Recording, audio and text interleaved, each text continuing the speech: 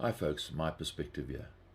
In this video clip, I want to talk about light and how an artist and a photographer will work with light and what we learn from this. Now, if you go outside and it's an overcast day, what do you notice? The sun is blocked out by the clouds, but yet you can see clearly. How come? Now, if you're in a lounge setting, right, and you have a lamp, if you put the lamp on, that lamp cannot illuminate everything in that room. And it's not because of the lampshade. And if you move that lamp around, right, if you're on this side, say of this Vespa, if you're on this side, it'll still be dark. So what you need to do is you need to bring in a ceiling. You need to put lights in that ceiling. Now those ceiling lights will create an ambient light, will light up that room properly. Now you can move your lamp around and put it in a position where you need the light, where you need supported light. Now, in the world, if we just had the sunlight, it would be the same as the moon. The sunlight cannot illuminate the sky. The sun is supposed to be 150 million kilometers away. This is what you would see. Everything this side would be black, darkness. The same as that lounge setting. The same principle applies. In this lounge, if you only had one light source, and it was the lamp, and if the lamp is the sun, And if the sun moves, you still need another light source. You need another source of light. This is how we see. The use of light in this room tells us that the setup in the world, the real world, is the same. The principles apply to both. If you're outside and the sun's in front of you, you're surrounded by light. So the light of day is you living in light. You see, one light source, if the sun was our only light source, it cannot illuminate everything equally. This side of the Vespa will be in total darkness. So something's wrong. If you look at an image, you can see, well, this doesn't add up to reality. Let's use a photographer, for example. If he just brings in a spotlight to light this Vespa, on this side, the Vespa will be in total darkness. You make the light brighter, it just becomes more intense. Harder shadows, more contrasty, that's all. So you need to bring in a soft light. This soft light will add ambient light, right? And then you need to bring in a reflector. That reflector now, you have 3D lighting. You have lighting that can illuminate a 3D object in 3D space.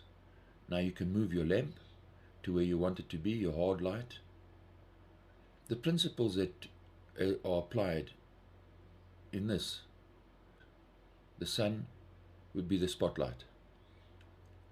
Creates a hot spot, creates the shadows.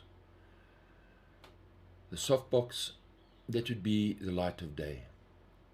It's a different kind of light. And the reflector, there must be some sort of dome covering over the earth for you to see this. If you're riding in a forest, for example, right, and it's overcast, you can still see clearly. You can walk through those trees because you are surrounded by light. One light source cannot do this.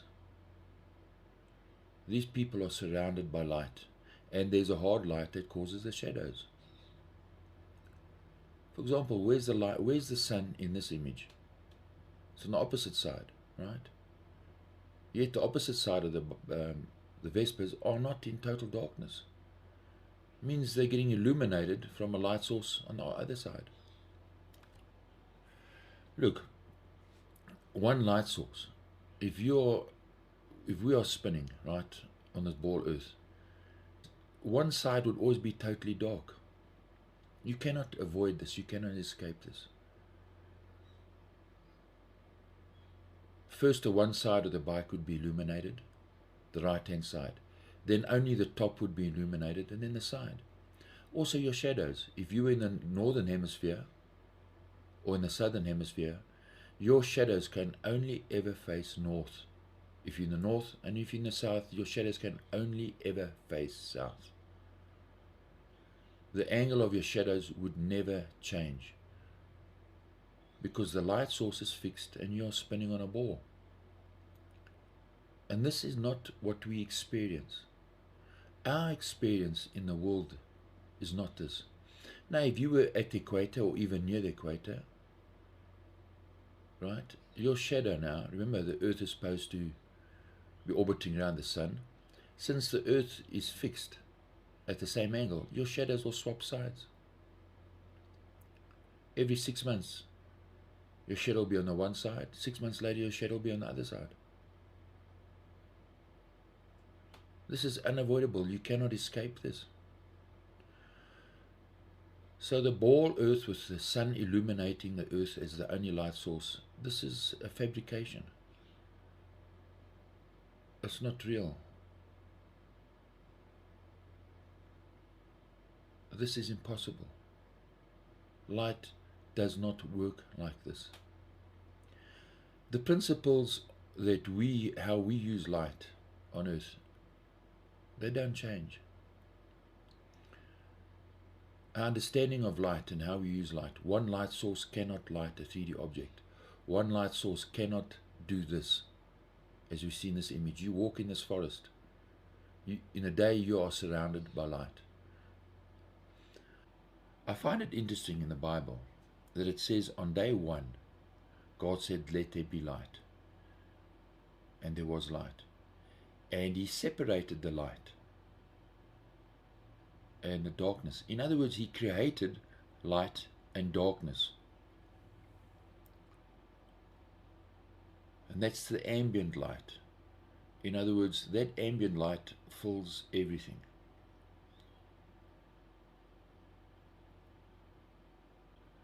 So we are told, though, that the light and the darkness is caused by the rotation of the earth.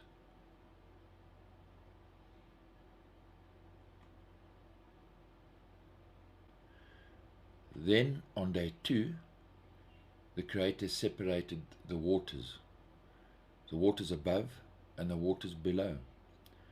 In the book of Job, it says that he caused the heavens. He beat out the heavens like a molten mirror. The same mirror that we use as a reflector in photography and in filming. So we have the ambient light of day.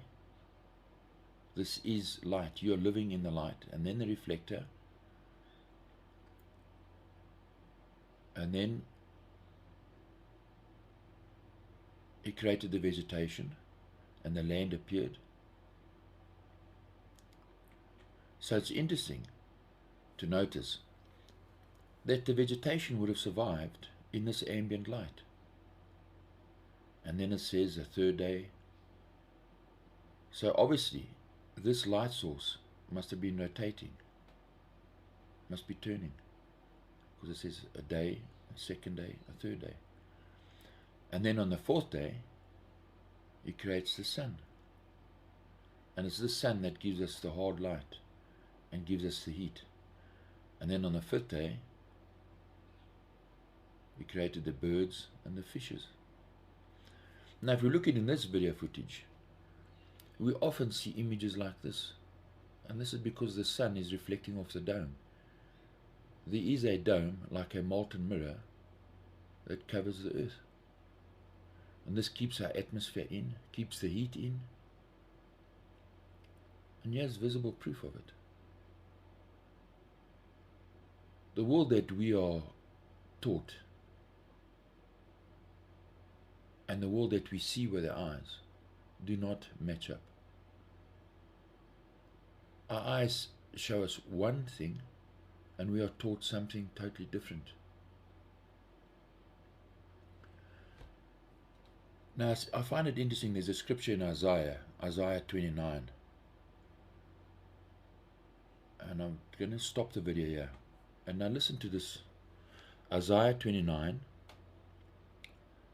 and verse 13.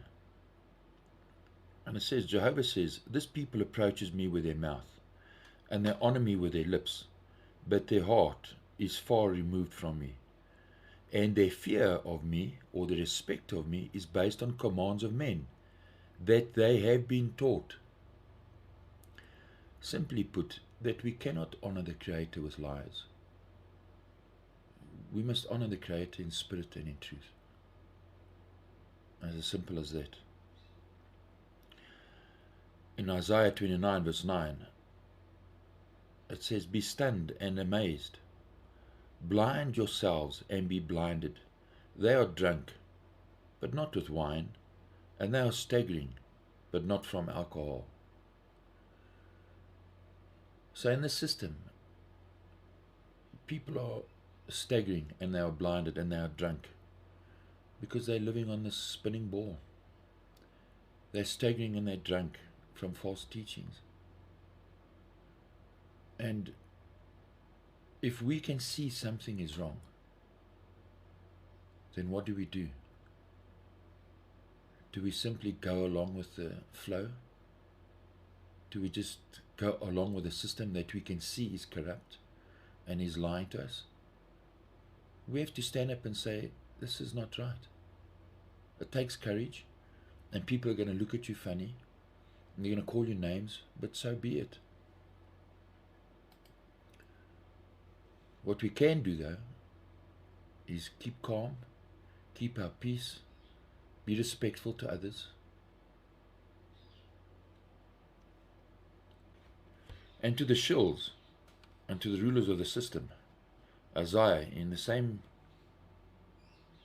verse, and to the shills, Isaiah says at Isaiah 29, verse 20, and the tyrant will be no more, and the boaster will come to his finish, and those keeping alert to do harm will be destroyed. And yeah, this is specifically for the shills.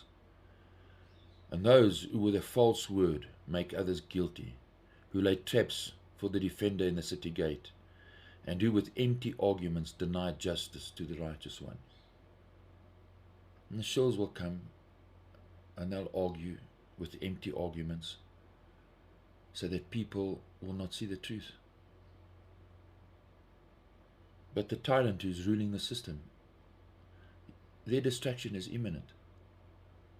They're going to come to the end very soon. Just as Isaiah says. This system is coming to an end. It's finished. Why should the Creator be dishonored with lies and deceit? And we have NASA who have images like this. There's no perspective in here. In other words, if you're driving your bike down the road will move faster than the mountains and the clouds in the background. This is fake. When you're driving your bike down the road, your Vespa or your car down the road, what's in front of you moves faster than what's on the side. Yet everything moves at the same speed, because this is fake. This is not real. It's CGI. That's all it is. Not real.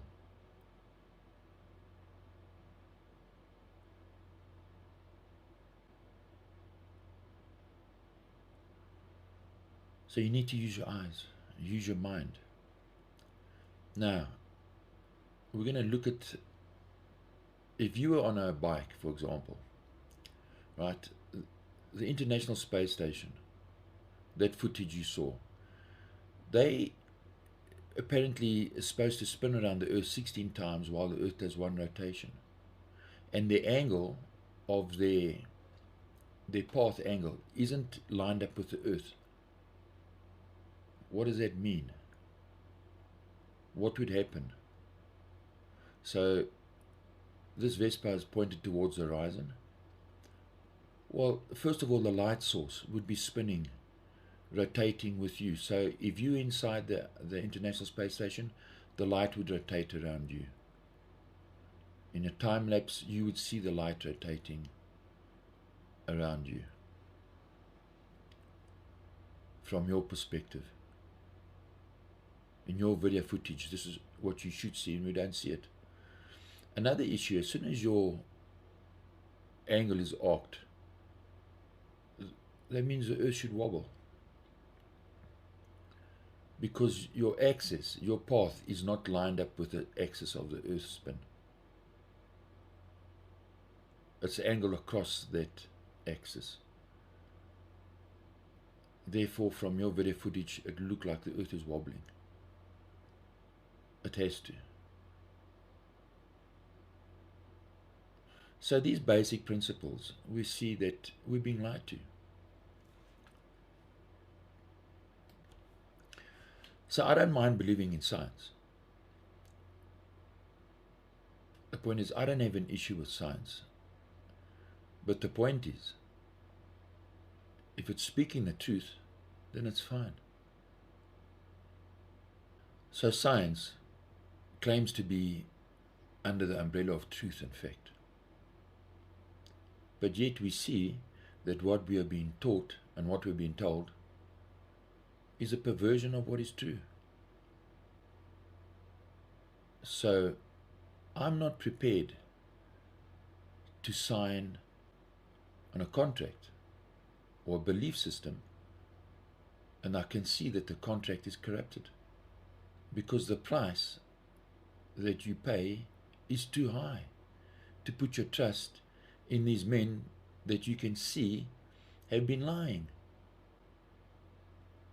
The basic light and shadows tell you that they are lying. Finally, in Isaiah 29, verse 15, and in verse 16, it talks about, and I'll actually read it to you. Woe to those who go to great lengths to conceal their plans from Jehovah. Their deeds are done in a dark place, while they say, who sees us? Who knows about us? This is the organization that rules the system in the dark places. It continues. How you twist things. Should the potter be regarded the same as the clay? Should what is made say about its maker, he did not make me?